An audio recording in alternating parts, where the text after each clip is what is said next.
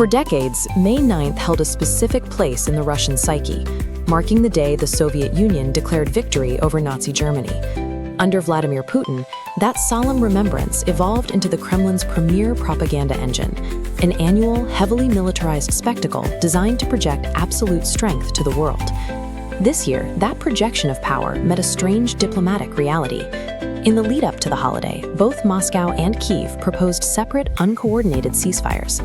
These peace declarations were immediately punctuated by violence. Russian aerial attacks killed more than 20 civilians across Ukraine, while simultaneously, drones struck modern high-rise buildings in the center of Moscow. Kyiv has weaponized the very concept of a ceasefire, calculating that a loud peace declaration would act as the perfect screen for a series of humiliating strikes inside Russia. The sequence started with Moscow's offer, a 2-day truce for May 8th and 9th, backed by an explicit threat to launch a massive missile strike on central Kyiv if the celebrations in Red Square were disrupted. Moscow's offer focused on a single domestic priority, manufacturing a temporary 48-hour window of secure airspace to ensure their televised parade remained uninterrupted. President Zelensky countered by rejecting the Kremlin's timeline and announcing his own open-ended ceasefire, which began days earlier on May 6th. Ukraine's announcement came with a specific condition. They would act symmetrically, holding their fire only as long as Russia did. Russia broke that silence almost immediately, launching a series of aerial strikes that killed 12 people in Zaporizhia and nearly a dozen more in Kramatorsk and the Dnipro. By establishing the symmetrical rule, Kyiv ensured that the Kremlin's aggression provided the operational justification to unleash a massive response across the border. To enforce this response, Ukraine deployed the Flamingo, a domestically produced cruise missile designed for long-range precision. Kyiv used these weapons to strike deep into Russian industrial areas, successfully hitting a factory in the Chuvash Republic that produces vital military components. This strike occurred 1,500 kilometers away from the Ukrainian front line, marking a significant expansion of Kyiv's reach.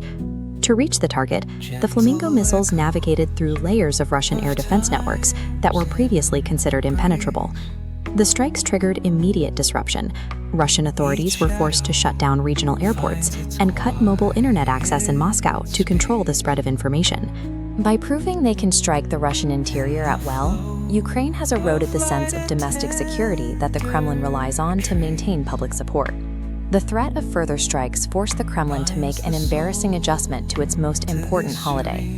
Russian officials scaled down the Red Square parade, removing all heavy military hardware from the event and citing a terrorist threat from Ukraine. The grand columns of marching soldiers and rows of heavy armor were notably absent, replaced by severed internet lines and a heightened sense of internal paranoia.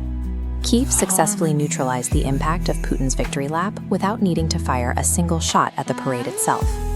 President Zelensky emphasized the psychological victory, noting that the Kremlin can no longer safely hold a parade in its own capital without the goodwill of Ukraine.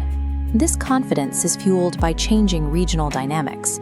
As the Iran war heightens the global demand for effective drone defense, Zelensky has leveraged Ukraine's frontline technical expertise during visits to the Gulf to secure new security partnerships and increase diplomatic weight.